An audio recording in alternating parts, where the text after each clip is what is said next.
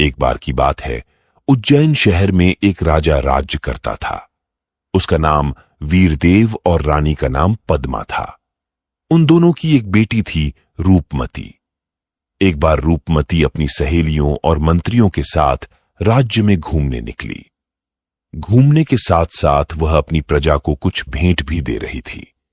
इतने में एक व्यक्ति ने राजकुमारी को कुछ खूबसूरत वस्त्र भेंट में दिए। राजकुमारी उन वस्त्रों को देखकर बहुत खुश हुई। उसने उस व्यक्ति से पूछा, आपने यह वस्त्र कहां से खरीदे हैं? यह वस्त्र बहुत सुंदर है। इतने में राजकुमारी के मंत्री ने कहा, यह वस्त्र इन्होंने खुद बनाए हैं। ये बहुत महान कलाकार हैं। मंत्री की बात सुनकर राजकुमारी आश्चर्यचकित हो गई। राजकुमारी ने उस व्यक्ति द्वारा बनाए गए और वस्त्रों को देखने की इच्छा जताई।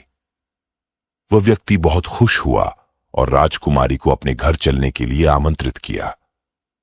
राजकुमारी ने निमंत्रण स्वीकार किया और उसके घर जाकर कई वस्त्र देखे। वह बहुत खुश हुई और बोली, मन कर रहा है यहीं रुक जाऊं और आपसे यह कारीगरी सीखूं। इतना कहने के बाद राजकुमारी अपनी यात्रा पूरी करने के लिए फिर निकल गई। राजकुमारी कुछ आगे बढ़ी ही थी कि आगे से एक व्यक्ति आया और उसने राजकुमारी और उनकी सहेलियों को कहा कि आगे वृक्ष के नीचे शेर है। राजकुमारी ने चौंक कर उस व्यक्ति से पूछा, आपको कैसे पता चला? आपने देखा है क्या? उस व्यक्ति ने कहा, नहीं राजकुमारी, मुझे मेरे पक्षी दोस्त ने जानकारी दी है। राजकुमारी फिर चौंकी।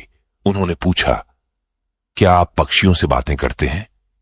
तो उस व्यक्ति ने जवाब दिया कि उसे पक्षियों, जानवरों और पानी में रहने वाले जीवों की भाषा आती है।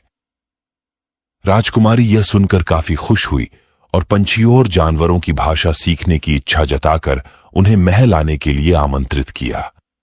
उस व्यक्ति ने कहा, ये पक्षी और जानवर ही उनका परिवार है, वो महल कैसे आ सकते हैं?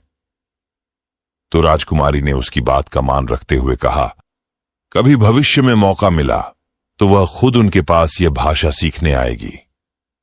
इतना कहकर वह आगे चली गई। यात्रा लंबी थी। यात्रा करते करते राजकुमारी की तबीयत खराब होने लगी। राजकुमारी को वैद्य के पास ले जाया गया।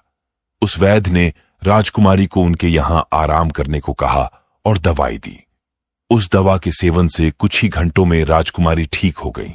राजकुमारी ने उस वैद्य का धन्यवाद किया। वहां बैठे अन्य मरीजों ने वैद्य के बारे में राजकुमारी को कई बातें बताई कि वो कैसे सबकी सेवा करते हैं और उनकी दवाइयों से कई लोग ठीक हो गए हैं। ये सब सुनकर राजकुमारी ने वैद्य को कहा, आप बहुत अच्छा और पुण्य का काम कर रहे हैं। मेरा भी मन है कि मैं भी दूसरों की ऐसे ही सेवा करूं। फिर राजकुमारी अपनी यात्रा पूरी करने आगे निकल गई। वह कुछ दूर ही गई थी कि उसका पैर जानवरों के लिए बिछाए गए एक जाल में फंस गया। राजकुमारी मदद के लिए चिल्लाने लगी। उसकी सहेलियां और मंत्री भी मदद के लिए पुकारने लगे। इतने में एक वीर ने अपनी सूझबूझ और तीरंदाजी से राजकुमारी को जाल से बाहर निकाला। राजकुमारी खुश हुई और उसने वीर का धन्यवाद किया। साथ ही उससे दोबारा मिलने की इच्छा जताकर वहां से चली गई। इसके बाद राजकुमारी लंबी यात्रा के बाद महल लौट आई। घर लौटने के बाद राजा ने उन्हें बताया कि आसपास के राज्यों से राजाओं और राजकुमारों के रिश्ते आने लगे हैं। राजकुमारी ने पिता की बात सुनी और कहा कि उन्हें कोई राजा या राजकुमार नहीं, बल्कि कोई साधारण व्यक्ति चाहिए। उन्होंने पिता से कहा, मैंने इस यात्रा में यह जाना कि साधारण मनुष्य भी बहुत ज्ञानी, मेहनती और महान होते हैं। इसलिए मुझे कोई साधारण व्यक्ति ही जीवन साथी के रूप में चाहिए। राजा ने बेटी की बात को मानते हुए स्वयंवर की घोषणा की। उस स्वयंवर की बात उन चारों व्यक्तियों तक भी पहुंची जिनसे राजकुमारी यात्रा के दौरान मिली थी। वो चारों राजकुमारी के स्वयंवर में पहुंचे। कहानी यहां तक पहुंची ही थी कि हर बार की तरह इस बार भी बेताल ने कहानी को बीच में रोकते हुए विक्रम से सवाल पूछा। बेताल ने पूछा, राजकुमारी के सामने 4 वर थे, एक वस्त्र बनाने वाला कलाकार, एक भाषा ज्ञानी, एक वैद्य और एक वीर। अब बताओ, इसमें से राजकुमारी के लिए सर्वश्रेष्ठ वर कौन था? किसके गले में राजकुमारी ने स्वयंवर की माला पहनाई?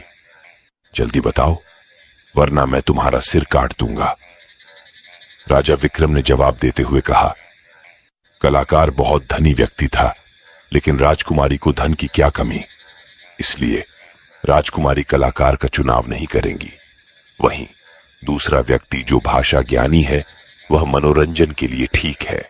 तीसरा वैद्य है, जो एक अच्छा व्यक्ति है, समाज की सेवा करता है। अगर उसकी तुलना उस वीर से की जाए तो राजकुमारी वीर का ही चुनाव करेंगी। राजा का कोई बेटा नहीं है, इसलिए वीर दामाद ही राज्य की रक्षा कर सकता है। इसलिए राजकुमारी का सर्वश्रेष्ठ वर वो वीर व्यक्ति ही है। विक्रम की बात सुनकर बेताल खुश हो गया, लेकिन हर बार की तरह विक्रम के बोलते ही बेताल फिर वृक्ष पर जाकर लटक गया।